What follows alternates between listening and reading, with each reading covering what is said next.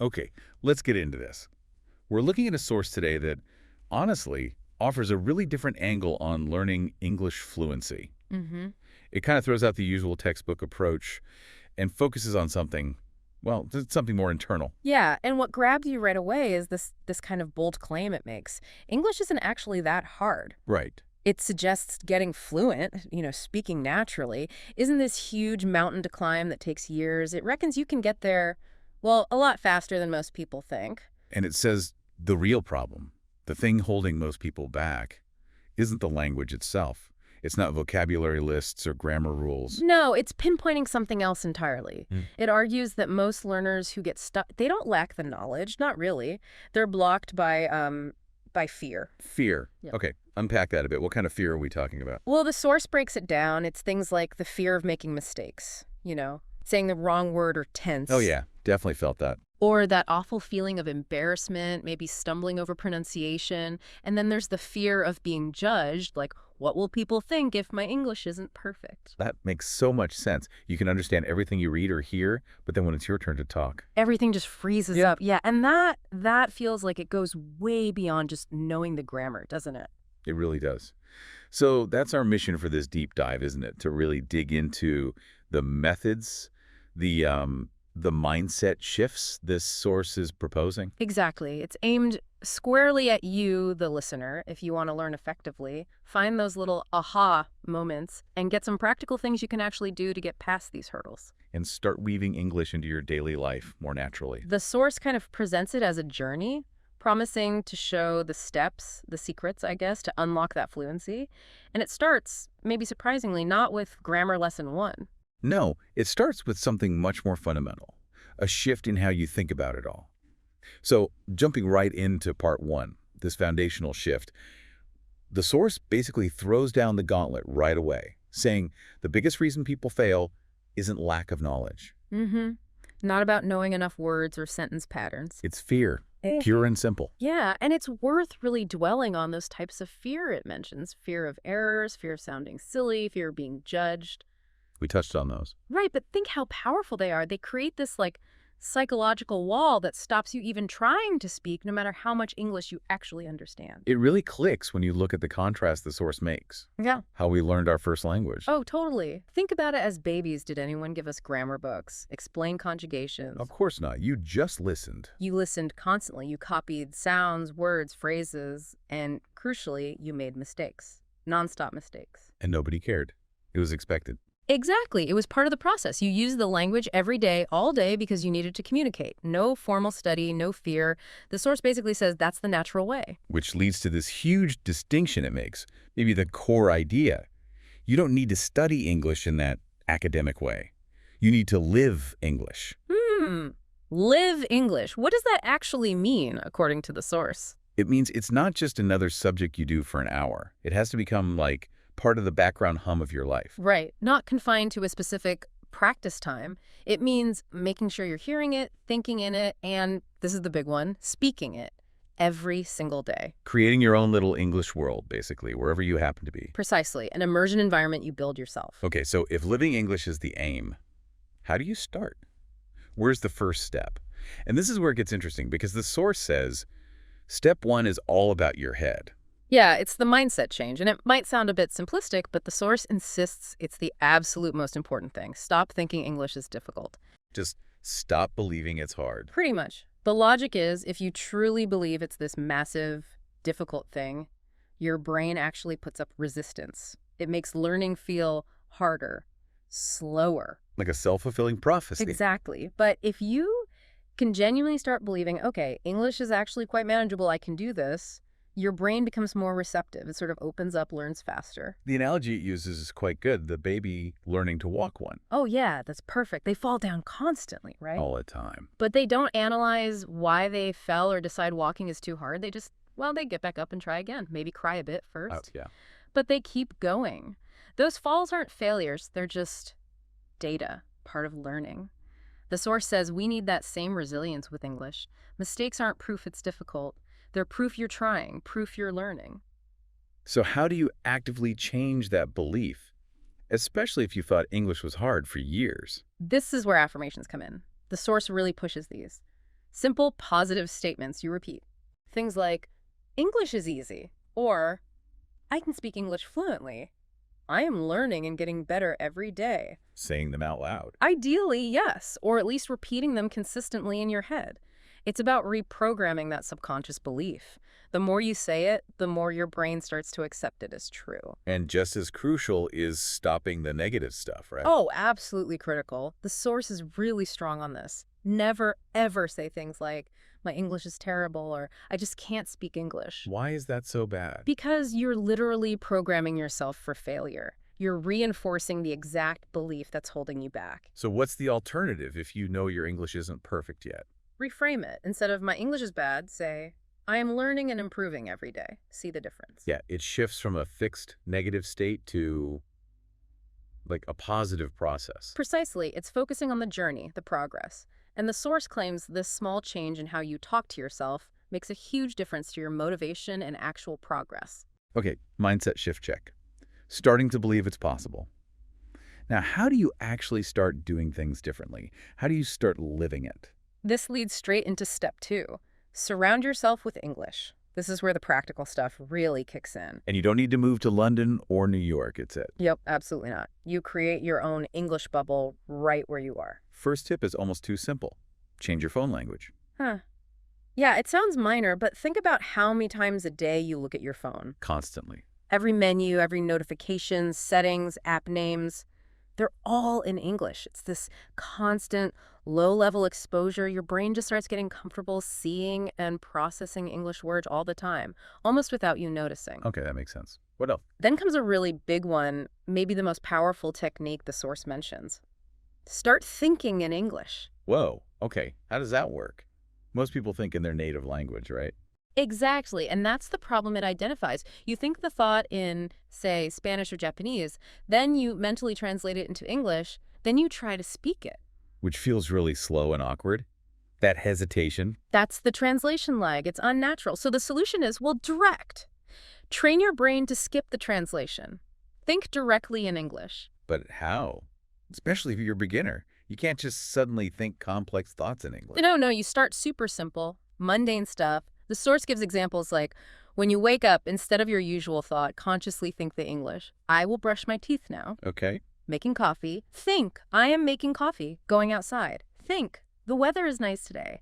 Simple, everyday actions and observations. Probably feels really weird at first. Oh, the source says it absolutely will. It might feel slow, even a bit silly.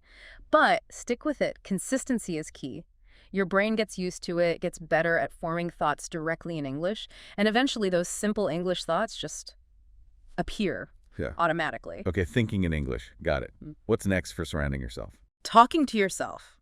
Out loud. Uh-huh. This is the one where people might think you've lost it. Maybe.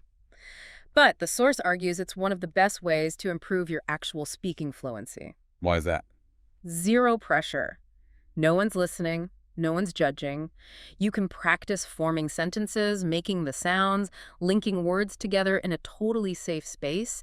It's practice without the fear. What would you even say? Keep it simple. The source gives an example like looking in the mirror and saying, hello, how are you today? I am good. I have a lot of work to do, but I'm feeling great. Just getting used to vocalizing English thoughts. And that builds confidence for real conversations. That's the idea. The more you practice the physical act of speaking, even just to the air, the less scary it feels when you have to do it with another person. It builds that muscle memory. Makes sense. Yep. Anything else for creating this English world? One more very practical, hands-on thing, labeling. Labeling, like sticky notes? Exactly. Write the English word for common objects on sticky notes and put them on the objects. Door on the door, table on the table, refrigerator, mirror, window. And then what? Just look at them. Read them aloud every time you see them, but not just the word. The source suggests making a tiny sentence. See the note on the book. Say, this is a book. The book is on the table. See the cup. This is a cup. I drink tea from this cup. Ah, so you're connecting the word, the object, and a simple sentence structure and saying it out loud. Precisely. It's multisensory. Visual, auditory, contextual. It helps train your brain to automatically link the object to the English word, skipping that native language step again. It makes that everyday vocabulary much more automatic. Right, so we've got the mindset shift. We're building the environment. Now let's talk about the elephant in the room, for many learners, grammar. And actually speaking, this is step 3, right? Yeah. But it seems tied into everything else. It absolutely is. The source doesn't treat grammar as a separate subject to master before speaking. In fact, it calls focusing too much on perfect grammar early on a big mistake. Why a mistake? Isn't grammar important? Of course it's important for clear communication eventually, but the source argues that obsessing over it before you're comfortable speaking just feeds that fear we talked about. The fear of making mistakes. Exactly. You get so worried about the perfect tense or the right preposition that you just clam up. You don't speak at all. You trap the English you do know inside. So what's the approach then? Just ignore grammar. Not ignore it, but prioritize differently. The source says, learn to speak first, focus on getting your meaning across, and then refine the grammar as you go. Like the kids again? Precisely. Kids don't learn grammar rules explicitly. They absorb patterns by listening and using the language. Their fluency comes first, and the grammatical accuracy develops naturally over time through exposure and practice. So instead of drilling verb tables, Focus on learning simple whole sentences. Things like, I am eating, she is going to the market, they are playing football, these basic patterns. yeah, the idea is you absorb the grammar from these sentences. Yeah, by hearing them, saying them, using them repeatedly in context, the grammatical structures start to feel natural, intuitive, rather than like a set of rules you have to consciously apply every time you speak. And the main way to make that happen. Listen more, copy more. That's the core practice. Find native English audio or video, listen carefully to a sentence, and then repeat it out loud. Mimicking everything. Everything. The pronunciation, the rhythm, the intonation, as close as you can get. The source insists this act of mimicry is key. It trains your mouth and brain to produce English sounds and structures correctly and automatically. Okay, so speak first. Worry less about perfect grammar initially. Learn through simple sentences and copying. How does this translate into, like, using English day to day? The source gets really specific here, doesn't it? It does. It really doubles down on the idea that you probably already know enough English to start using it in your daily routine. You just need to activate it. By linking it to what you're already doing. Exactly. It walks you through a typical day, showing how almost every moment can be a mini English practice session. Let's go through that. It starts right from waking up. Yep, back to talking to yourself. As you get out of bed, verbalize it simply. Good morning, I feel fresh today, I had a nice sleep. Let me get up and brush my teeth. Saying it out loud. Saying it out loud. Then in the bathroom. I am brushing my teeth, now I am washing my face, let me take a shower. In the kitchen, I am making tea. This tea smells so good. I am eating toast with butter. Even if you're alone. Especially if you're alone. It's the act of forming and speaking the sentences that matters. It builds that comfort, that readiness to use English for simple, concrete things. Then it moves into actual conversations, starting small, like with family. Yeah, it gives a really simple morning greeting example. Good morning, Mom. Good morning. How did you sleep? I slept well. What are you making for breakfast? Eggs and toast. Do you want some tea? Yes, please. Okay, here you go. Thank you. Super basic, but functional. That's the point. Simple, functional, relevant to the moment. You're not trying to debate philosophy. You're just communicating basic needs and pleasantries. It's manageable. What about going out? Like shopping. Same principle. Planning. Think or say, I need to buy some vegetables. Let me check my list. I will take a bus to the market. You're narrating your plans in English. And then it gives that whole market interaction example. Yes.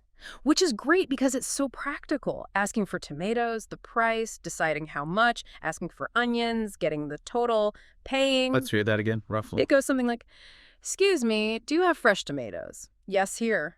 How much per kilo? $2. Okay, I'll take 2 kilos. Anything else? Yes, onions too. Here you go. That's $5 total. Here's the money. Thank you.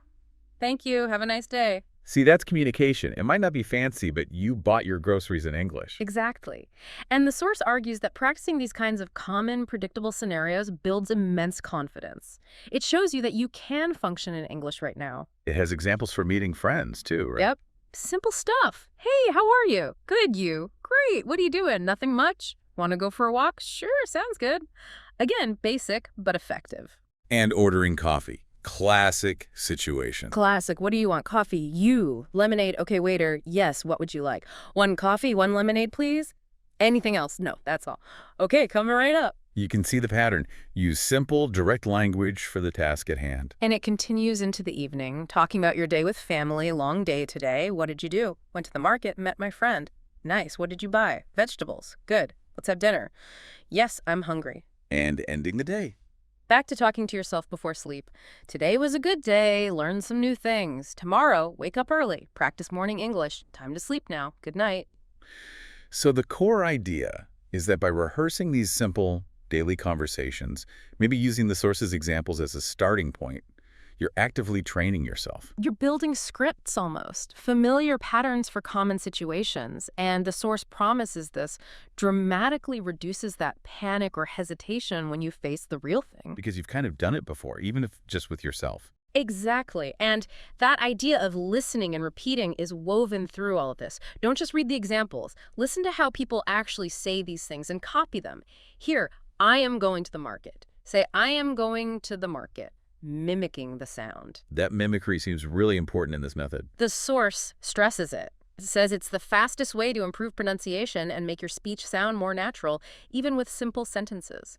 Daily, deliberate copying. Okay, so that covers the daily integration. Yeah. But what about getting, well, better?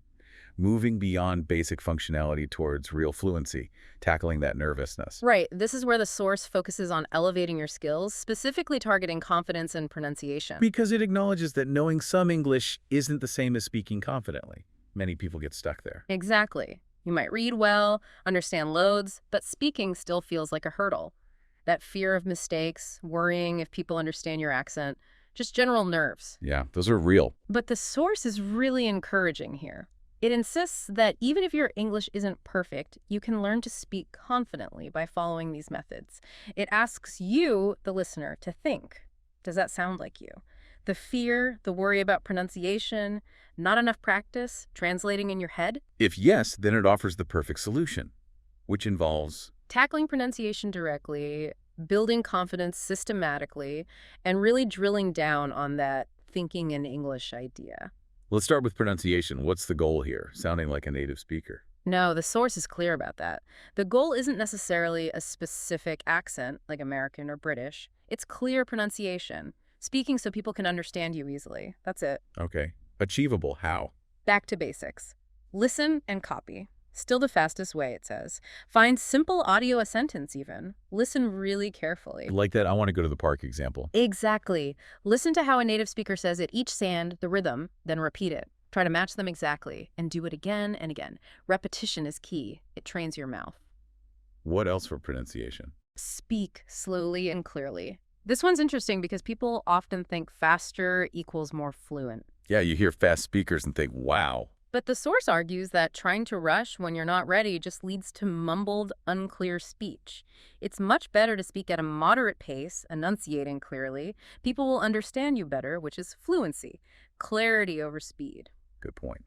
And recording yourself. Highly recommended. Record yourself saying a sentence or two on your phone, then listen back critically. Ooh, cringe factor potentially high there. Oh, maybe initially, but then compare your recording to a native speaker saying the same thing. The source says you'll immediately hear where the differences are specific sounds, intonation. It gives you targeted things to work on. Okay, practical tips for pronunciation, but what about just feeling shy or nervous? Yeah, confidence building. The source has direct advice here too. First, big one. Stop obsessing over mistakes. Easier said than done, maybe. Perhaps, but it hammers this point home. Mistakes are normal. They're necessary. Everyone makes them. Even native speakers stumble sometimes. Don't let the fear of imperfection silence you. Okay. And the second point. Speak English every single day. We keep coming back to this, but it's crucial for confidence. Confidence comes from doing, from practice. Even 15 minutes a day. Talk to yourself, talk to a friend, talk to the mirror. Just speak. Daily. Consistency builds capability, builds confidence. Exactly.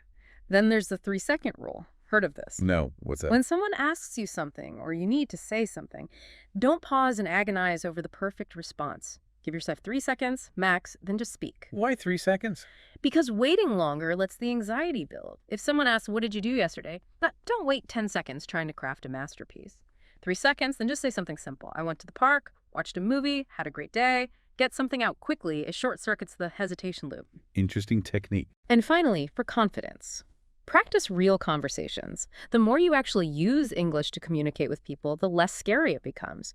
All that daily practice feeds into this. Which loops us back to what the source calls the ultimate key, the real game changer for fluency. thinking in English. It revisits this, right? It does for a deeper dive, because in its view, this is the thing you have to master for natural, spontaneous speech. It says you must train your brain to think directly in English. Remind us why translating is so bad again. Because it's slow and clunky. Brain process. 1. Native thought. 2. Mental translation. 3. Speak translated English. Too many steps, too much delay, too much effort. The goal is just 1. English thought. 2.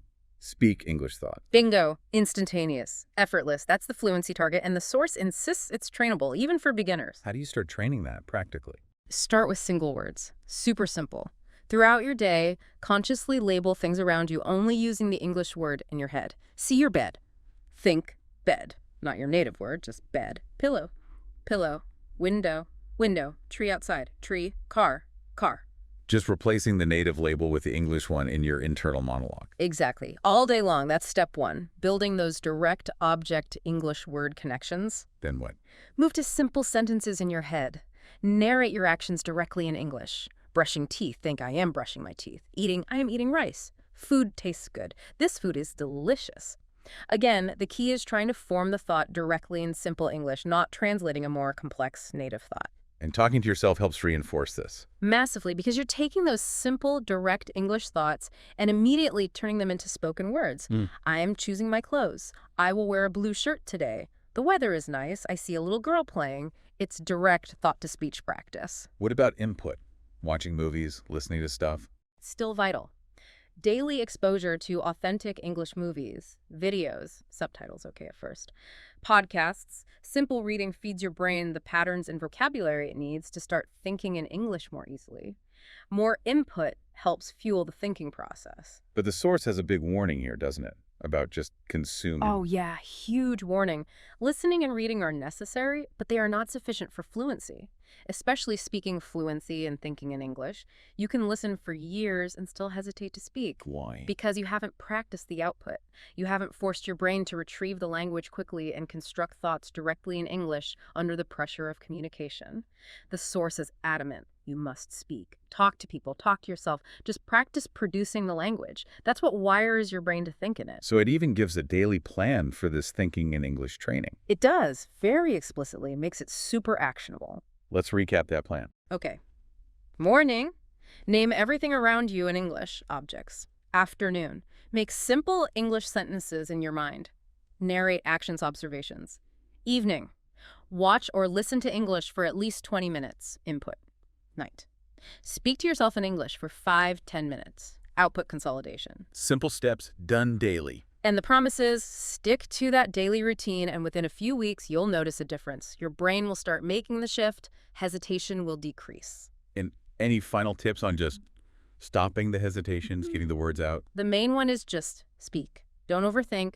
Don't aim for perfection. And if you forget a word... Find another way. Exactly. Use simpler words you do know. Don't freeze. Keep communicating. Remember the keys example. Can't remember lost. Say, I don't have my keys. I don't know where they are. Same meaning, simpler words, keeps the conversation flowing. And crucially... Don't worry about what other people think. Okay, so those are ways to say you just don't know. What about in a professional setting where I don't know isn't enough? You need to find the answer. Right. Here, the language shifts to managing the situation and offering follow-up. The source suggests a smart first step. Ask for a deadline. When do you need to know by? Good move. Buys you time and sets expectations. Exactly. Then you offer to get the information. Let me get that for you, or let me find out, or let me look into this. The source points out that native speakers often use contractions here. I'll find out. I'll look into this. And a key phrase for promising to follow up. I'll get back to you. You often combine this with why you can't answer now. I need to check something first and I'll get back to you. Or I need to confirm, verify, look into this and I'll get back to you. And you can specify when you'll get back to them. Yes, absolutely. And I'll get back to you by time date, like by the end of the day or by tomorrow afternoon. And it's good practice to confirm if that time frame works. Does that work for you? What if you just need to admit you don't know it right now, off the top of your head? I'm not sure offhand. The source explains offhand means without checking, just from memory right now. Is there an alternative to offhand? Yes. I'm not sure off the top of my head. Same, meaning the information isn't immediately accessible in my brain. And specifying follow-up time using in. Yeah. And I'll email you the information in time, like in about 30 minutes or in an hour. Or if it's urgent, the source mentions using ASAP, and I'll get back to you, ASAP. Pronounced ASAP or ASAP. Wow, that's a whole strategy just for handling. I don't know. It shows you can still sound competent and helpful even when you lack the info immediately. It really does. It's about managing the interaction professionally. Okay, so moving from not knowing to not understanding, how does the source say we should ask for clarification or check if we are being understood? Right. Crucial for avoiding miscommunication. If you didn't hear or understand, the source says a simple, "Sorry, I didn't catch that," is very common and polite. What if it's a specific word or phrase? "Sorry, what does X mean?" Or if you didn't grasp the overall meaning, "Sorry, what do you mean by X?" And if the problem is how they're speaking, too quiet. Could you speak up a little? The source clarifies speak up means speak louder. Too fast. Could you slow down a little? Using could you makes these requests polite. Okay, now flipping it. When you've explained something, how do you check if the other person got it? The source gives several options here. Very common. Do you know what I mean? Or does that make sense? Yep. You can add to you, but often don't need to. And the really short version. Makes sense. Just like that, with a rising intonation at the end. Super common quick check. Yeah, I use that one all the time. Me too. Mm. Similar ones. The source lists are, does it sound good to you? Or the short forms sound good, again with that upward inflection. Okay. And there's an idiom the source mentions for checking agreement or shared understanding. Yes, are we on the same page? The source explains this means, do we agree? Or do we understand the situation the same way? And if the answer is yes, You can just confirm, yep, we're on the same page. perfect. These are so vital for keeping communication clear and making sure everyone's aligned. Okay, this leads us nicely into a really rich section the source covers. Idioms. Ah, yes, idioms. The source really emphasizes these, saying they're crucial for sounding natural and for understanding native speakers, right? Absolutely. It positions them as a key part of fluency. The masterclass apparently covers 50 common ones. Now, we probably can't break down all 50 in minute detail here. No, that would be a deep dive in itself. Exactly. But we can definitely look at a good selection provided in the source, get a feel for what they mean and how they're used, give everyone a taste of their power. Sounds like a plan. Which ones does the source highlight? Okay, one of the first is to play something by ear. Play by ear? Like music. Sort of, but it means deciding how to handle a situation as it unfolds, rather than making firm plans beforehand. The classic example the source gives is weekend plans. What should we do this weekend? Let's just play it by ear. So being spontaneous. Got it. What about to be all ears? That means you're fully listening, giving your complete attention. The source uses a work example. Maybe you want to pitch an idea and your boss says, "Okay, I'm all ears." It signals they're ready and focused on what you have to say. A good way to show you're ready to listen. Here's a fun one. To wake up on the wrong side of the bed. Yes, the source explains this just means waking up grumpy, irritable, in a bad mood for no particular reason. You might say about someone else, "Wow, someone woke up on the wrong side of the bed today." We've all been there. How about to wing something? This means doing something, like giving a presentation or maybe even an interview answer without proper preparation, kind of improvising it. The source wisely notes you would not want to wing an important exam like IELTS. Definitely not. Good advice. To make a mountain out of a molehill. A great visual idiom. A molehill is tiny, a mountain is huge. The source says it means exaggerating a small problem, making it seem much bigger or more serious than it actually is. Like, okay, calm down, it was a tiny mistake. Don't make a mountain out of a molehill. Right, keeping perspective. To be at a crossroads. This describes being at a point where you have to make a significant decision, one that could change your path. Like deciding on a career change after many years, I feel like I'm at a crossroads. A major decision point. Let's talk weather idioms. To rain cats and dogs. Simple, classic, vivid. It just means it's raining extremely heavily. Wow, look outside. It's raining cats and dogs. Can't beat that one. Feeling good. To be on top of the world. That means feeling incredibly happy, ecstatic, like everything is perfect. Maybe after getting great news or achieving something big. I just got the promotion. I'm on top of the world. Pure elation. How about relationship dynamics? To give someone the cold shoulder. The source explains this means intentionally ignoring someone or being unfriendly, usually because you're angry or upset with them. Why are you giving me the cold shoulder? Did I do something wrong? Like emotional distance. What about avoiding a decision? To sit on the fence. This means delaying or refusing to choose between two options or take sides in an argument, often because it's difficult or you're unsure. A manager who won't decide on a project might be accused of sitting on the fence. Indecisiveness. Yeah. Okay, here's one we saw mentioned earlier, but it's listed as an idiom: to hit the nail on the head. And the source reinforces its meaning here: to be exactly right about something, to identify the core issue perfectly. You really hit the nail on the head when you said the main problem was communication. Confirming accuracy. How about health? To be as fit as a fiddle. A fiddle is a violin. This idiom means to be in excellent physical health, very energetic and well. My grandpa is 85, but he's still as fit as a fiddle. Vibrant health. To get something out of your system. The source says this means doing something you've been wanting or needing to do for a long time so you can finally stop thinking or worrying about it. Like, if you keep talking about wanting to try skydiving, a friend might say, just do it and get it out of your system. Addressing that lingering urge. What about when someone shows up unexpectedly? Speak of the devil. Yeah, the source clarifies this doesn't mean the person is actually bad. It's used when you happen to be talking about someone and then that very person appears or calls right at that moment. We're just talking about Mark. Speak of the devil, here he comes. A funny coincidence. To give someone the benefit of the doubt. This means choosing to believe someone is telling the truth or had good intentions, even if there are reasons to be suspicious. Like, if a colleague has an excuse for being late, the boss might say, okay, I'll give you the benefit of the doubt this time. Choosing trust. A classic motivator. No pain, no gain. And the source defines it straightforwardly. You have to work hard, maybe endure some difficulty or discomfort to achieve something worthwhile. Often used for exercise or learning new skills. Learning guitar is tough, but no pain, no gain. Encouraging perseverance. Hang in there. This is a phrase of encouragement telling someone not to give up during a difficult time, to keep going. I know things are tough right now, but hang in there. It'll get better. Offering support.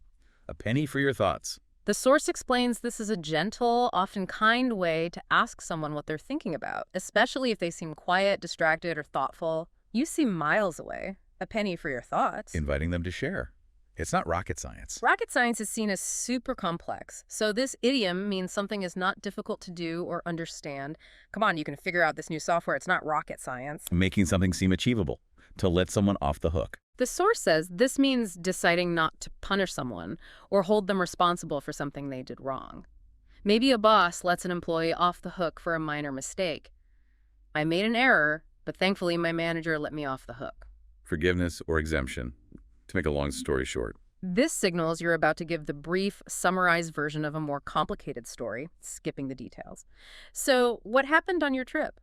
Well, long story short, we missed our flight, but eventually got there. Getting to the point, easy does it. The source defines this simply as slow down or be careful, used when someone needs to do something gently or cautiously, like carrying something fragile. Whoa, easy does it with that face. A caution to be gentle. To go back to the drawing board. This means a plan or idea has failed and you need to start over from the very beginning. The client hated the initial design, so we have to go back to the drawing board. Starting the planning again. Once in a blue moon. A blue moon is a rare astronomical event, so the source says this idiom means something happens very infrequently. I'd love to go to the opera, but I only get to go once in a blue moon. Very rare. Yeah. At the drop of a hat. This means doing something immediately without any hesitation or needing advance notice. She's always willing to help. She'll come over at the drop of a hat if you need her. Instant action.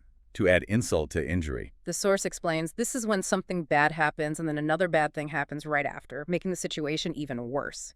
First, I lost my wallet, and then, to add insult to injury, it started pouring rain. Piling on the misfortune. To hit the sack. A very common informal idiom meaning simply to go to bed or go to sleep.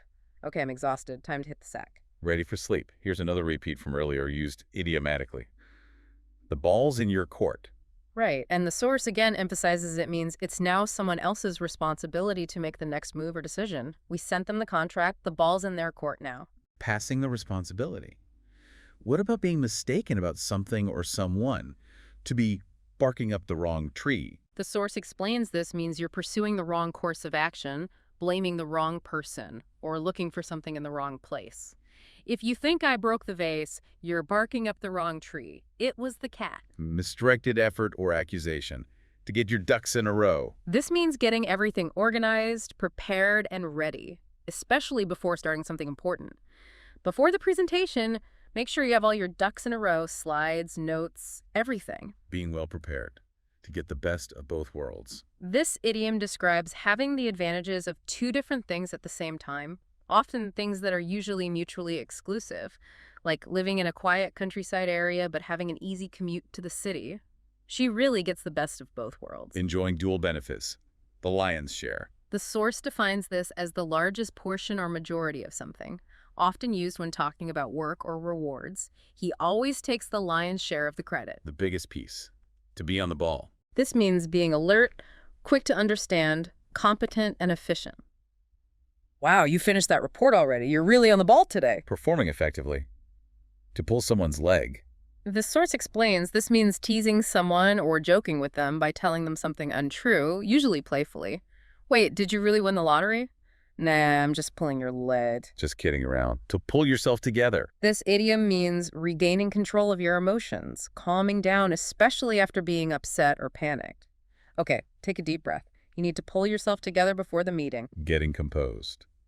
So far, so good. The source says this is used to indicate that things are progressing well up to the current point, but acknowledging that could change. How's the project going? So far, so good. No major issues yet. A positive status update. To be the last straw. This refers to the final event in a series of annoyances that makes you finally lose your patience or tolerance. He was late again, forgot the documents, and then spilled coffee on me. That was the last straw. Reaching the breaking point. Time flies when you're having fun. A very common saying.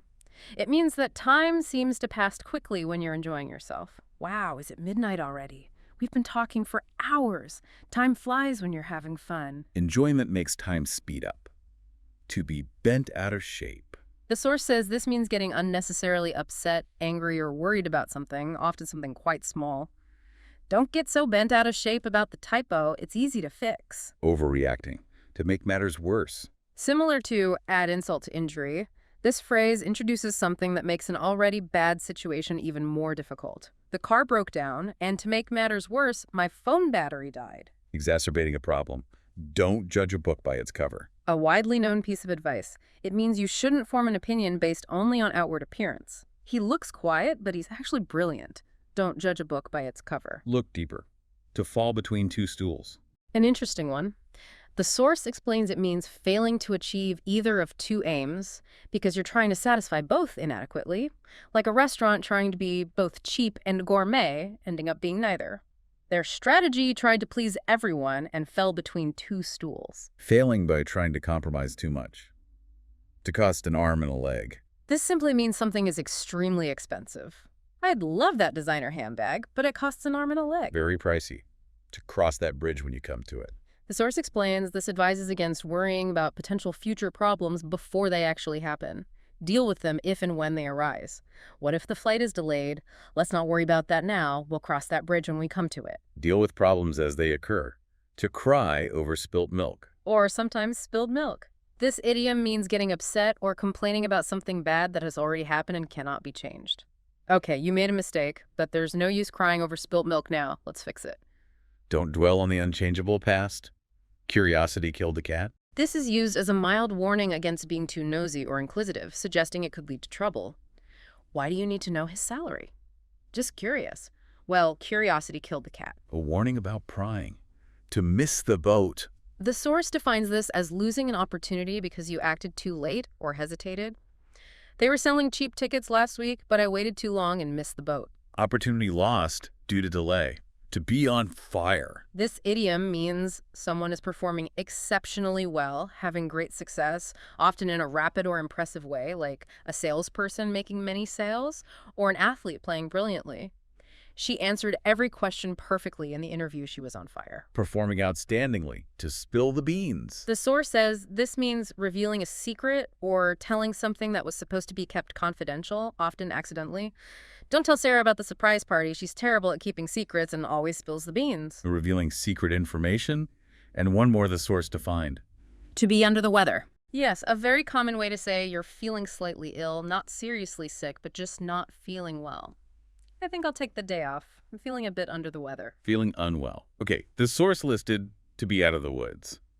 But the definition wasn't complete in our material, so sticking to the ones with explanations, that's a really solid dive into common idioms. It really is. And you can see how sprinkling these into your conversation, naturally not forcing them, but using them where they fit, makes your English sound much more native-like and expressive. Absolutely. It adds color and nuance. Mm. Okay, moving on from idioms, the source then tackles how to share opinions and perspectives. This is huge, especially professionally. It mentions covering over 50 phrases for this. Another area with massive variety. So how does the guide suggest introducing your personal opinion? What are the options beyond just, I think? It recommends picking maybe 2 or 3 phrases you like to start with, then gradually adding more so you don't sound repetitive. It gives a whole list, ranging from common to slightly more formal. Things like, in my opinion, as far as I'm concerned, from my perspective, from my point of view. Personally, I think that. Okay, so several ways to frame it as your view. Exactly. Also, in my view, I'd say that, which is quite common and natural. I believe that, and then stronger versions like I strongly believe that or I firmly believe that. Showing conviction. Right. And even stronger. I'm convinced that, or there's no doubt in my mind that. Also, I feel that in my mind, and it seems to me that. Wow, that's a lot of options just to introduce your viewpoint. It really is. And just using something other than I think immediately makes your language sound a bit more varied and maybe more thoughtful. The source uses an example idea, like, we should hire a marketing expert to build our website. And you could introduce that with any of these phrases. Exactly. From my perspective, we should hire a marketing expert. Or, I'm convinced that we should hire a marketing expert. The guide really pushes for using a variety of these. And the source actually comes back to variations on, I think, later on too, doesn't it? We could weave some of those in here for a fuller picture. Good idea. So for equivalents to I think that sound natural, the source mentions I'd say is very common. Also framing it as if you ask me, I'd say. Okay. For emphasizing it's your personal take, it seems to me that, which we had, but also the way I see it, or even just to me. The source also notes, I reckon, is used in some regions. Right, I reckon has a more specific regional flavor. And then there are phrases you add after stating your opinion, like that's my take on it, meaning that's my view or interpretation. Or the idiom, that's my 2 cents. Which is a casual way to offer your opinion, sometimes implying, might not be worth much, but here it is anyway. Okay, so ways to frame the opinion itself and ways to label it afterwards. What about expressing different levels of certainty in your opinion? The source covers this too. For 100% certainty, I'm sure, I'm certain, I'm positive. Strong and clear. For more formal certainty, you might use it's obvious that, or employ strong adjectives like indisputable, undeniable, unquestionable, or the phrase beyond a doubt with it's, like it's undeniable that we need to adapt. Very forceful language. What about the opposite? Expressing doubt or uncertainty in your opinion. Phrases like it's possible that, it's probable that, or it's likely that signal less than full certainty. Okay. And for opinions based more on gut feeling or intuition, not hard evidence, the source gives I figure, I gather, or specifically, I have a hunch that. I have a hunch. I like that one. It clearly signals it's an intuition. And phrases that explicitly show you might be wrong, more diplomatic ways to state an opinion. Yes, the source provides things like, correct me if I'm wrong, but, or, if I'm not mistaken, also to the best of my knowledge, which indicates your opinion is based on what you currently know, acknowledging it might be incomplete. Those are really useful for navigating sensitive topics or admitting limitations. Okay, now disagreeing. The source warns that just saying I disagree with you can sound a bit blunt or argumentative. It definitely can, especially in professional or polite contexts. So what are the softer alternatives? Adding I'm afraid is a common softener. I'm afraid I disagree with you. Makes it sound gentler, more regretful. Okay. What about acknowledging their point first? This is a key strategy the source highlights for polite disagreement, using phrases like, on the contrary, or I understand where you're coming from, but I respect your opinion, but that's a good point, however, or I see your point, but I have a different perspective. So you show you've heard and considered their view before presenting yours. Exactly. It validates their contribution before countering it. You can also explicitly ask permission. Can I share my opinion? Or frame it as offering another angle. That's one way of looking at it. But have you considered? And the source reminds us again. Combine these disagreement prefaces with your actual opinion phrases. Right, so I understand where you're coming from, but from my perspective, we need to look at the long-term costs. Makes for a well-rounded, polite disagreement. Excellent. Now, shifting slightly, what about sharing a general opinion? Not just your personal view, but something widely believed or accepted. The source provides specific phrases for this too.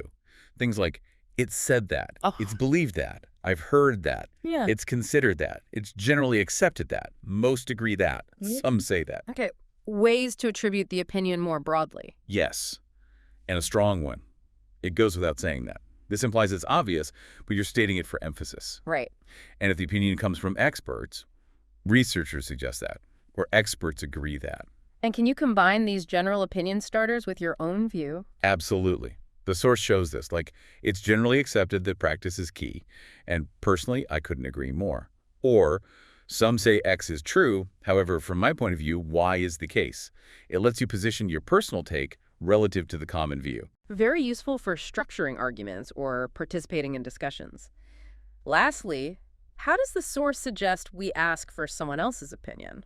Lots of ways here, too. The direct ones.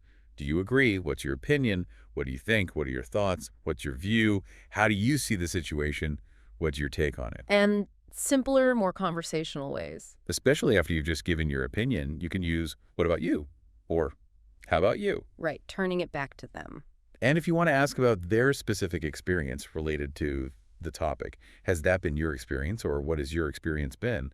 The source also lists, are we on the same page? Again, here, in the context of seeking agreement. And is that something you would support too? Okay, another really comprehensive toolkit. Just having these phrases for agreeing, disagreeing, sharing personal or general views, and asking for opinions gives you so much more flexibility and nuance. It really moves you beyond just basic statements.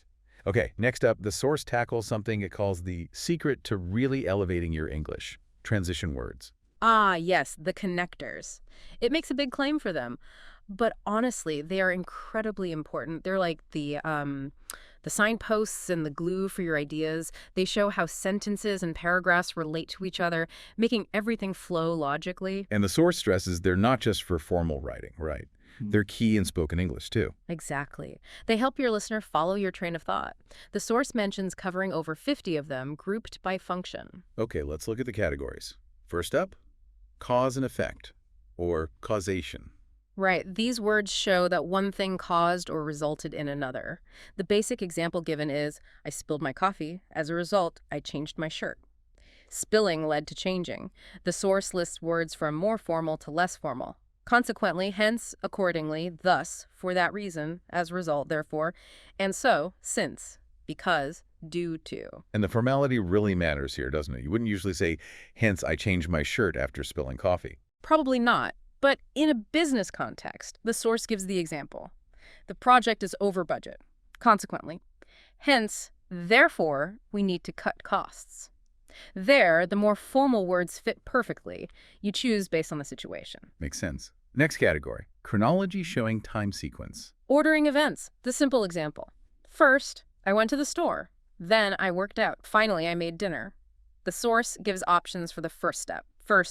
Firstly, to start, to begin, at the beginning or at the start. And for the steps in between, second, third, etc. Secondly, afterwards, next. Then subsequently, later. The source points out that many of these can be used repeatedly, so it's good to vary them if you have a longer sequence to avoid sounding robotic, like first, then, after that, next. Good tip. And for the very last step. Finally, lastly, and the nice phrase, last but not least, these clearly signal the end of the sequence. Okay, chronological order covered. How about contrast, showing opposing ideas? Right. Example. I love ice cream. However, I'm lactose intolerant. Two conflicting ideas. The source lists transitions again, roughly from formal to informal. However, nonetheless, still in contrast. On the other hand, conversely, while, whereas. And again, formality dictates the choice. I love ice cream, but I'm lactose intolerant. Super common, casual. I love ice cream, however, I'm lactose intolerant. Sounds more formal, maybe written. Exactly. Or using while or although at the beginning. Although I love ice cream, I'm lactose intolerant. Different structure, same contrast. What about adding similar ideas? The addition category. This is for linking related points. Example, I love ice cream. Furthermore, I love cake. The source lists. Furthermore, moreover, further, these are quite formal, then additionally, in addition, also, and as well as, coupled with, along with, together with. So instead of just short, choppy sentences, you get, I love ice cream, and I also love cake. Right. Or, I love ice cream as well as cake. Smoother. Precisely. Connects the thoughts.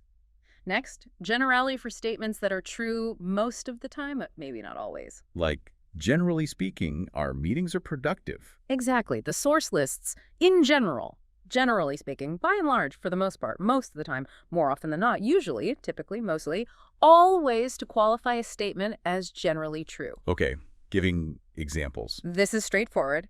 The source gives the main three, for example, as an example. And for instance, use these to introduce specific cases that illustrate a general point. Our new software is great. For instance, it's cut down report generation time by 50%. Makes the general point stronger, more believable. How about emphasis? This is for adding extra weight or support to a statement. The source gives the example, I love pie. And the transition words are in fact and as a matter of fact. So, I love pie. In fact, I ate a whole one yesterday. Adding that extra punch. Finally, transitions for conclusion. Right. Signaling that you're wrapping up your thoughts, summarizing, or ending a presentation. Listed from more formal to less formal. In conclusion, to conclude, to summarize, in sum, all things considered. Finally, overall, ultimately, in the end, to wrap up, to sum up, all in all. So you could end a speech with, in conclusion, I urge you to consider. Or finish a casual summary with, so, all in all, it was a pretty good trip. Exactly. Sets the expectation that you're finishing. That covers the main types. But the source had a bonus tip about using these to expand simple ideas, right? Yes, and this is a really practical technique it highlights. It shows how you can take one simple sentence and build it out into more complex, flowing explanation using different transition words. The starting example is, in general, our meetings are very productive. Okay, simple statement. How does it expand? First, it adds a contrasting idea. However, they usually run over time. Introducing a downside. Then it gives a specific example of that downside. For example, today's meeting was scheduled for an hour, but it went for an hour and 20 minutes. Making it concrete. Then it shows a consequence, a cause and effect. As a result, I was late for my next appointment. And finally, it adds another related point using addition. Additionally, this happens quite often, which impacts my schedule. Wow. So you went from meetings are productive to a whole paragraph explaining a nuanced situation just by using however, for example, as a result, and additionally. Exactly. It demonstrates how transitions allow you to layer ideas and build a much richer, more coherent explanation from a simple starting point. The source really encourages listeners to practice doing this. That's incredibly powerful. It's not just about sounding fancy, it's about communicating more effectively and completely. It really does make your English sound more organized and sophisticated. Okay, so we've covered general tools. Now the source zooms in on a very specific context. Essential phrases for tourists visiting North America. Super practical if you're planning a trip, or even if you interact with tourists where you live. Definitely. It starts by quickly recapping the basics we already covered. Standard greetings like hello, hi there, time-specific ones, and crucially, using, to get attention. And reminding us that, is mainly for when you didn't hear or understand. Yes, reinforcing that key distinction for travelers. How about stating why you're somewhere, like at a restaurant reception? We have a reservation under name. Or if you're asking for information, the source stresses politeness again with, could you please tell me? Politeness first. And the inevitable situation, you don't understand something, what phrases does the source recommend here? It repeats the key ones. Excuse me, with that questioning tone. Sorry, I didn't catch that. But it adds a really important piece of advice for tourists. Which is? Be upfront about it. Say, sorry, English isn't my first language. Oh, that's excellent advice. It immediately contextualizes any difficulties, and people are usually much more understanding and helpful. Exactly. And the source says, don't be afraid to ask for what you need. Can you repeat that slower, please? Or ask about specific words. I'm not sure what X means. Or can you explain it a different way? And if all else fails, a simple, sorry, I don't understand, still works. Practical lifelines for navigating communication hurdles. Okay, let's talk shopping. Lots of interactions there. Right. Starting the interaction is usually just a simple greeting. When it comes to paying, the source notes card payment is pretty much the default now. Cash is less common, maybe for small vendors. They'll often just point to the card machine. How do you ask the price of something? Keep it simple. How much is this for one item? Or how much are these for multiple? Bags are a common point of interaction at checkout. Yes, they might ask, do you need a bag? Or even just bag with a rising tone. The source explains that paper bags are common now, often have a small cost, and plastic bags might be banned, so having your own reusable bag is smart. If you need one, can you give me a bag, please? Or I need to buy a bag. Putting please at the end often sounds more natural, the source notes. Little nuances like that help. What about receipts? They'll ask, need a receipt? Or want a receipt? Or just receipt? Your options are, no, that's okay, no thanks, or yes, please. And those extra questions they sometimes ask before you pay. Donations, loyalty cards. The source has a great tip here. If you've scanned your items but they ask something you don't understand before you pay, it's probably optional, like a charity donation or signing up for a store card. If you're unsure, a polite no thanks is always a safe answer. Smart. What about in clothing stores when staff approach you? If you're just looking, the source suggests, I'm just looking or I'm just browsing. If you do need help, I'm looking for item, like a blue scarf. Or ask where things are. Where can I find men's shoes? Or ask if they stock something. Do you carry item? Like, do you carry umbrellas? And trying clothes on, where can I try this on? Or ask for the specific rooms, where are the fitting rooms? Or where are the changing rooms? And if you might need to return something later. Ask up front. What's your return policy? Okay, shopping covered. Now, restaurant dining. Another key tourist interaction. Arrival. Greeting, then state your party size. Table for 2, please. Or, if you booked, we have a reservation under name to make one. Can we make a reservation? They'll need to know when, how many people, and what time. Can you request specific seating? Yes. Do you have any tables outside or onto the patio? Can we sit by the window, please? Are there any booths available? Dietary needs very important to communicate clearly. Definitely. State allergies directly. I'm allergic to peanuts. For modifications, the source gives examples like, can you make that vegetarian? Or .vegan? Or .gluten-free? How about ordering the food itself? The most common and natural way is I'll have, followed by the dish name, like I'll have the salmon, or slightly more formal, I'd like the salmon. And modifying orders, is that okay? The source emphasizes that yes, modifying orders is very common and perfectly acceptable in North America. You can add things, can you add extra cheese, you can remove things, but no onions please, or hold the onions, or without onions. Hold the onions. That's a classic restaurant phrase. It is. You can also ask for specific preparations. Could you make it extra spicy? Or ask for things separately? Can you put the sauce on the side? Don't be shy about asking for reasonable modifications. Good to know. What about drinks, especially water? Ask politely. Can you bring us some water, please? They might ask sparkling or still bottled. If you just want regular tap water, the source says to reply, tap water is fine. It notes tap water is usually free and perfectly safe to drink everywhere, sometimes called house water. Very useful local knowledge. Finding the facilities. Ask where are the bathrooms or where are the restrooms. The source specifically advises against using the word toilets in this question. Good cultural note. What about leftovers if you can't finish your meal? Very common to take leftovers home. Ask, can I have a to-go box, please? Or can you wrap this up or could you pack this up? All mean the same thing. And getting the bill at the end? When you're finished, maybe decline dessert or coffee. Then say, just the check, please, or just the bill, please. Check and bill are interchangeable. Or ask directly anytime, can you bring me the check bill, please? You might also need to ask, where do I pay, if it's not clear. And the tipping situation. The source explains tips, or gratuity, are rarely included automatically, but are generally expected, usually 10–20% of the bill.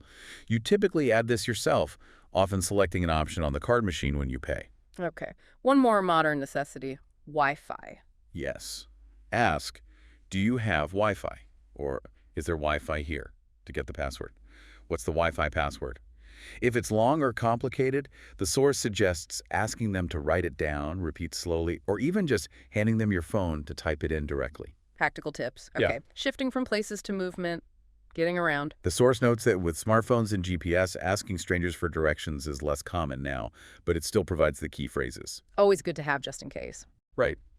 Always start politely with, excuse me, then, excuse me, do you know how to get to place X? Excuse me, which way is place Y for transit? Excuse me, does this bus train go to destination Z? Excuse me, which bus train will take me to destination Z? Straightforward. And that other common request tourists often make of strangers. Asking someone to take their photo. Excuse me, do you mind taking our photo? The source highlights the ing form, gerund, after do you mind? Another option. Excuse me, could you please take our picture? Photo and picture are interchangeable here. Perfect. And the source ends this tour section with a reassuring thought. It does. It reminds listeners that people in North America interact with non-native English speakers all the time, are generally friendly and patient, and that having an accent or making occasional mistakes is perfectly fine and won't ruin your trip. The goal is clear communication, and these phrases help achieve that. That's a great takeaway. It's about connection, not perfection. Okay, let's change gears significantly now. The source moves into more advanced phrases for quite formal situations, specifically mentioning things like the IELTS exam or job interviews. Right, this is about polishing your language for situations where precision and sounding proficient really matter. The source provides over 30 phrases for this context. Where does it start? With the basics, talking about where you live but doing it formally, the recommended core phrase is, I was born and raised in place X. It emphasizes the past simple tense and the preposition in. Okay. How do you add more detail, like where you live now or for how long? You can add contrast. But now I live in place Y. For duration, use the present perfect. I've lived here for over Z years. Or, for ongoing actions like living, working, studying, the present perfect continuous sounds very natural. I've been living here for over Z years. And you can vary how you state the time period, Z years. Yes, be specific for 5 years. Or, more general, for several years, for many years, for a number of years. Gives you flexibility. Okay. How about talking about your work formally? Start with your job title, and the source stresses using the article A or N. I'm a software engineer. I'm an accountant. If your position is unique, use the, often mentioning the company. I'm the marketing director at XYZ Corp. The source suggests using a gerund statement for a general comment about your job. Yes, this sounds quite sophisticated. Being an engineer is very rewarding. Using that ink form to start the sentence. And talking about what you enjoy, using verbs of preference. I love using my problem-solving skills, or I enjoy collaborating with my team. The structure is verb of preference, love, enjoy, etc., followed by a gerund ing form. The source suggests adding strong adjectives too. I enjoy brainstorming unique solutions to complex problems. Elevates the description. Right. Nice. And acknowledging the downsides or challenges. Use a contrast transition word like, however, followed by maybe another gerund statement. However, being an engineer also has its challenges. Then specify the challenge, perhaps using specifically. Specifically, deadlines can be very demanding, and sometimes they have to work around the clock. Work around the clock. That's a good idiom the source includes for intense work periods. Exactly. Combining these elements, gerunds, strong adjectives, transitions, idioms, creates a really impressive, detailed answer. How about discussing hobbies formally? The source suggests, starting with an opinion statement, again maybe using a gerund, in my opinion, having hobbies is integral to living a fulfilling life. Shows you value work-life balance. Okay. Then how do you state your specific hobby? Use the phrase, I'm an avid X. Avid is the key adjective here, meaning very interested or enthusiastic. And X is the noun form of the hobby. I'm an avid hiker, an avid reader, an avid photographer, an avid guitar player. Structure is to be an avid plus noun. Avid sounds much stronger than just I like. It does. Then, explain why you enjoy it, perhaps with another gerund statement. Hiking gives me the opportunity to disconnect and appreciate nature. The source notes you generally use the ing form, hiking, or sometimes the activity noun, playing guitar gives me, or guitar gives me. What if you don't really have hobbies right now? Maybe because you've been focused on work or study, but you intend to start one. How do you handle that in an interview? The source provides great phrasing for this. You can acknowledge your past focus. Until now, my primary focus has been on my career, using present perfect. Then signal the change with, however. 2 options follow. However, I'm considering taking up hobby. Take up is the phrasal verb for starting a hobby, and consider needs the gerund taking up. Okay, considering taking up, what's the other option? Using would love. However, I'd love to take up hobby. Would love is followed by the infinitive to take up. You can then add the future benefit using a gerund statement. Drawing will give me a chance to express my creativity. And you can add certainty or hope. Yes. I am confident that drawing will, or I'm hopeful that drawing will, shows positive intention. That's a really polished way to talk about hobbies, even future ones. Okay, family, how to describe family relationships formally. A key phrase is, I'm from a close-knit family. Close-knit is a great adjective meaning tightly connected and supportive. An alternative.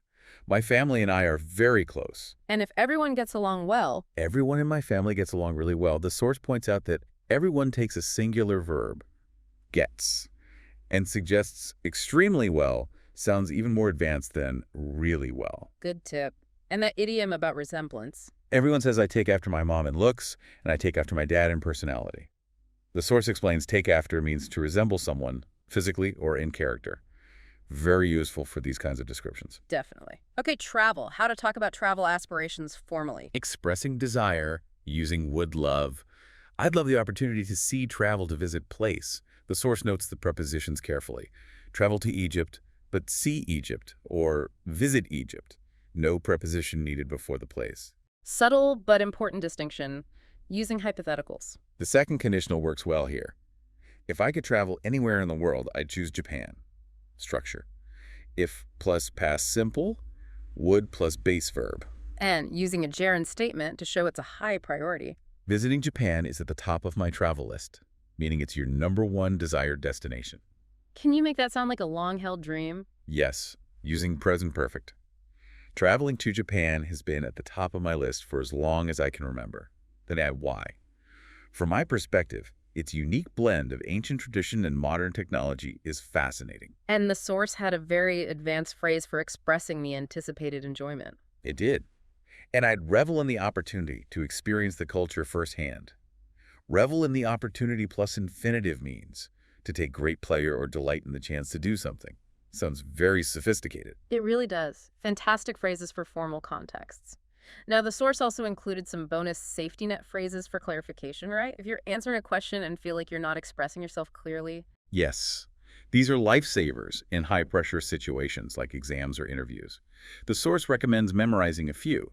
They include, what I'm trying to say is, what I mean is, what I'm getting at is, what I'm trying to get at is. Ways to pause and rephrase. Exactly. Also, to put it another way, and in other words, and one that acknowledges the other person's point while clarifying yours.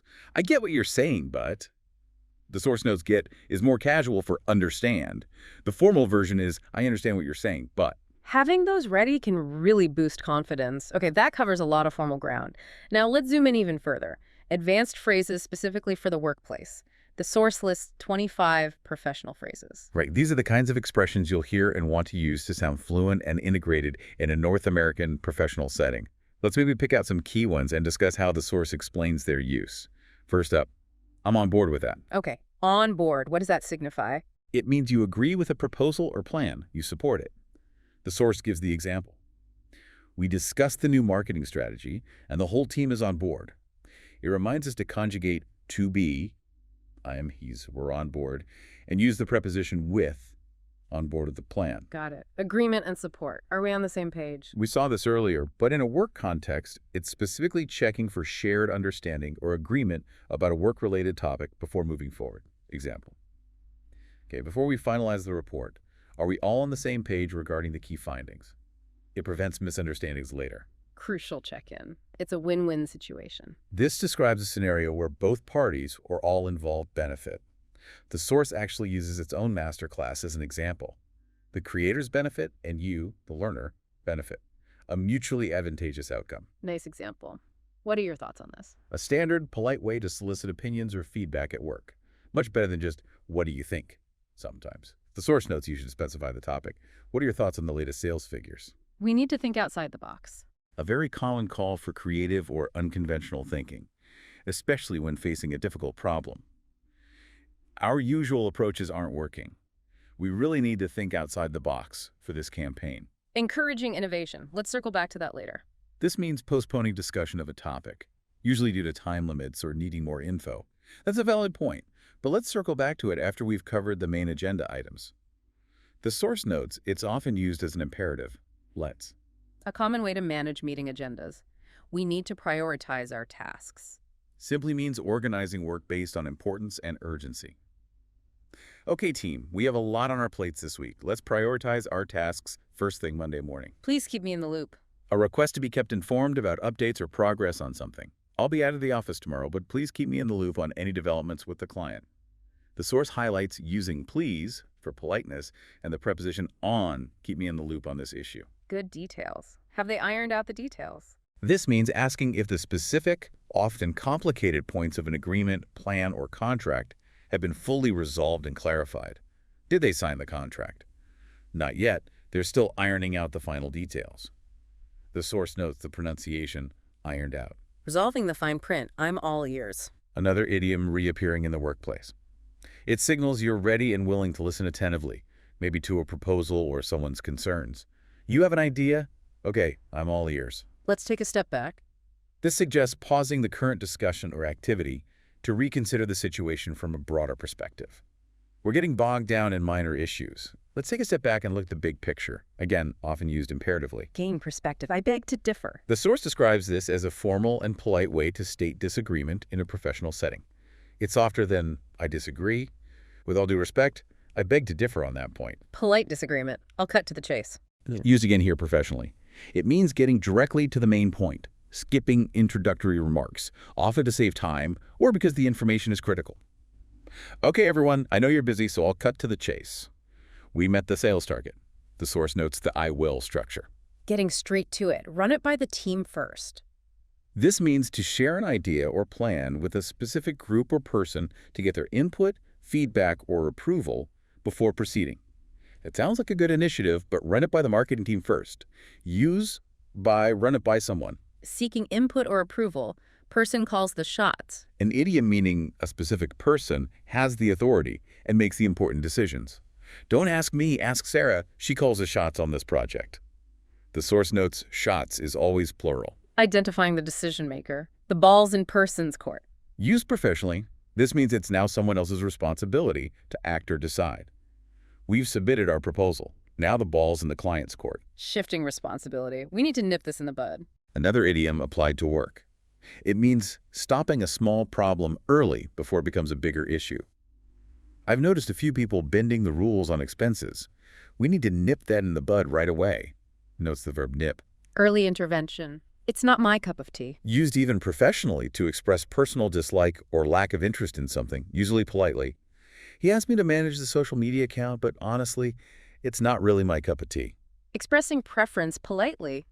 They hammered out the agreement. Similar to ironed out, but often implies more negotiation or effort was involved in reaching the final agreement or plan. After 3 days of intense talks, they finally hammered out a deal, often used in the past tense. Reaching a difficult agreement. We're swamped right now. A very common informal way to say you're extremely busy, overloaded with work. Can you help with this? I'd love to, but I'm absolutely swamped this week. The source notes it's to be swamped, using the ed form. Very busy. We'll take that into consideration. A standard, somewhat formal phrase used to acknowledge feedback or a suggestion, indicating it will be thought about during decision-making without necessarily promising to adopt it. Thank you for your suggestion. We'll take that into consideration. Acknowledging input. We need to think long-term. Emphasizes considering the future implications of decisions, not just immediate results. This solution works now, but we need to think long-term about its sustainability. Future focus. Sorry, I'm tied up. Means you're busy or occupied and therefore unavailable. Could you join the call? Sorry, I'm tied up in another meeting right now. The source notes you can specify what you're tied up with. Unavailable due to being busy. Let's put our heads together. A call for collaboration or brainstorming, suggesting that collective thinking will yield better results. This is a tricky problem. Let's put our heads together and see what we can come up with. Collaboration. And the last one. To play devil's advocate. This means arguing against a position or proposal, not because you necessarily disagree, but deliberately to test its weaknesses and explore counter-arguments. I actually support the plan, but let me play devil's advocate for a moment. What if our main competitor reacts this way? It's a technique to ensure thorough consideration. Exploring opposing views critically. Wow, that's another incredibly useful set of phrases. Using those correctly would definitely make someone sound more professionally fluent. Absolutely. It's like learning the specific language of that environment. Okay, building even further, the source dedicates a section to advanced phrases specifically for job interviews, often tied to common questions. Over 50 expressions here. Right, because interviews are such a high-stakes formal situation, having precise and impressive language is key. How does the source suggest tackling that all-important opening? Tell me about yourself. It provides a crucial starting phrase. I have more than over almost X years of experience. It explains more than or over if it's above X, almost if it's just below. And it suggests using round numbers like almost 10 years if you have 9. Okay, quantifying experience clearly. Then add your role. Yes, as a Gaian job title. Again, stress in the article, a Gaian, you can also specify the field, in the finance field, or in the healthcare industry, or in the nonprofit sector. Got it. How about describing your responsibilities in those roles? Use the structure. In this role, current. In that role, past, I was responsible for. Using the correct tense. And the source makes a vital grammar point here. After responsible for, you must use a gerund verb, ending in ing. Ah, so not responsible for manage, but responsible for managing. Exactly. The source lists common verbs that fit. Managing, overseeing, leading, coordinating, creating, developing, reviewing, improving, streamlining, which it defines as making process efficient, analyzing. Good list of action verbs. And the source suggests using stronger adjectives than just a lot of experience. Yes, words like extensive experience or significant experience sound more professional. You can follow these with a gerund verb, extensive experience managing budgets, or a noun phrase, significant project management experience. Elevating the language. Okay, education and credentials. 4 degrees. I have a bachelor, a master, a PhD in subject. Again, the article A is important. Mentioning the university and year is optional. More formal verbs. I received my master's from, or I obtained my PhD from. And for certifications. Similar verbs. I received, complete, obtained my certification name in year field. The source notes that if the certification acronym, like PMP, CPA, is well known in your field, you often don't need to spell it out unless asked. Good practical tip. How about discussing personal strengths effectively? The source suggests a transition like, as for my strengths, then highlight a quality using, I'm extremely adjective. It recommends extremely over really or very for a stronger impression. Common adjectives listed include hardworking, committed, trustworthy, honest, focused, methodical, proactive. And team player is handled differently. Yes, the source points out it's a noun phrase, I'm a team player, not I'm extremely team player. Right. What about specific skills, like the ones often listed in job ads, communication, problem solving, etc.? The structure recommended is, I have advanced superior excellent skills.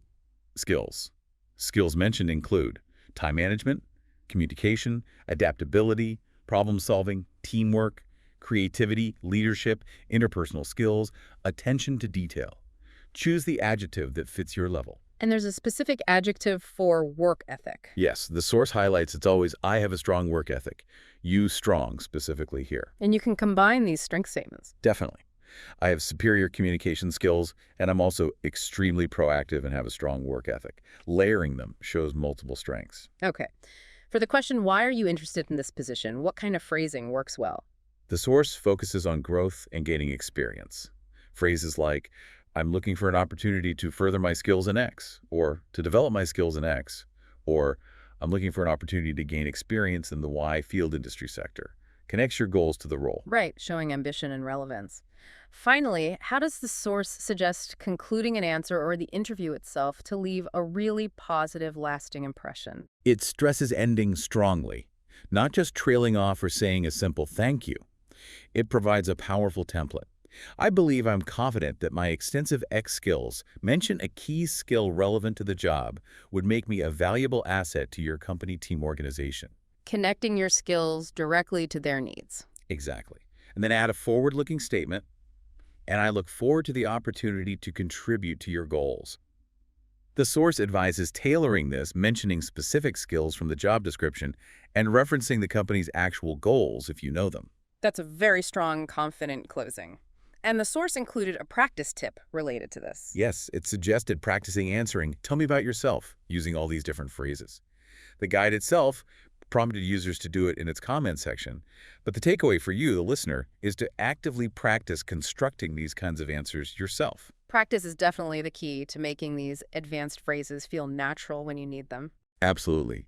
We have covered an enormous amount of ground today, dissecting this vocabulary masterclass, from the nuances of simple greetings all the way through idioms, opinions, transitions, tourist essentials, and these very specific advanced phrases for work and interviews.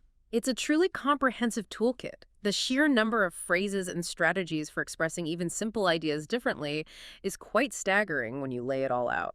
And the core message seems to be that by understanding the context, the subtle variations, and how to actually use these phrases, you really can significantly shift how natural you sound, how well you understand native speakers, and just how confident you feel navigating all sorts of English-speaking situations. This deep dive aimed to give you that structured understanding quickly, highlighting those aha moments from the source material without overwhelming you, moving you from just knowing words to using the language fluidly. It's like getting the playbook for more natural communication. It really is. And reflecting on everything we've unpacked, the dozens of ways to say thank you, or I don't know, the layers of formality, the richness of idioms.